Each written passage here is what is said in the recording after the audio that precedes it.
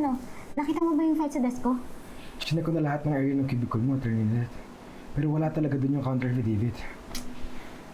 Kanina tinignan ko rin sa kotse eh. Hindi naman nalaglag dun. Cheers, Trixie!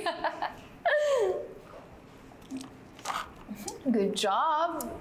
Ay nako, malamang nababaliw na si Lilette sa kakahanap ng file na yun. Alam mo, that's your karma for what she did to me kahapon. Alam mo, buti na lang talaga sinunod mo lahat ng utos ko sa'yo. But I'm just curious. Paano mo nakuha yung file na yun sa mga gamit niya? Well, good things come to those who wait.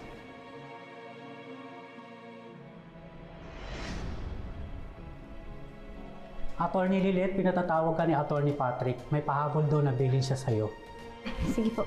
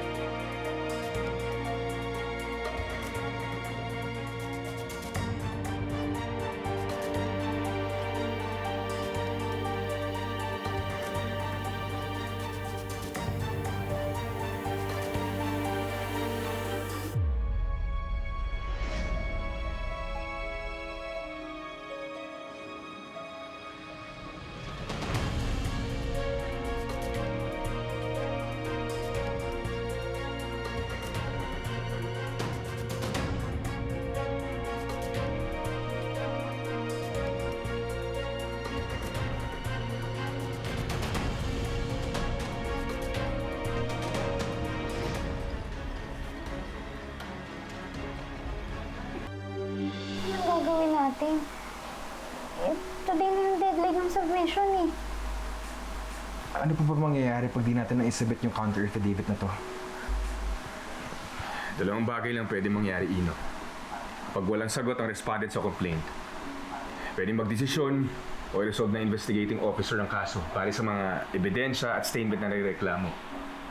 Or, pwedeng sapat na lahat para maisampa o kulang at i-dismiss niya lang. Eh sana talaga ma-dismiss na lang ang complaint na to. Kasi nga diba, if mawala ng project si Jonah Castillo because of her tarnished image dahil sa trial by publicity, then PMMA will lose money. And we absolutely do not want that to happen kasi mababalikan tayo. Sana nga, Ino. Pero hindi naman ibig sabihin na pag na-dismiss sa piskalya yung kaso, hindi na mapapailan ulit ng complaint. Tama yung sinabi ni Kurt. Pero sa nangyayari ngayon, parang nawalan ng pagkakataon yung kliyente natin na ipagtanggol yung sarili niya. Na baka dumiretso sa korte, imbis na napigilan sana natin. Kung makakalabas sa publiko, mas delikado. Alam mo yan. Alam mo kung gaano kahirap yung trial by publicity.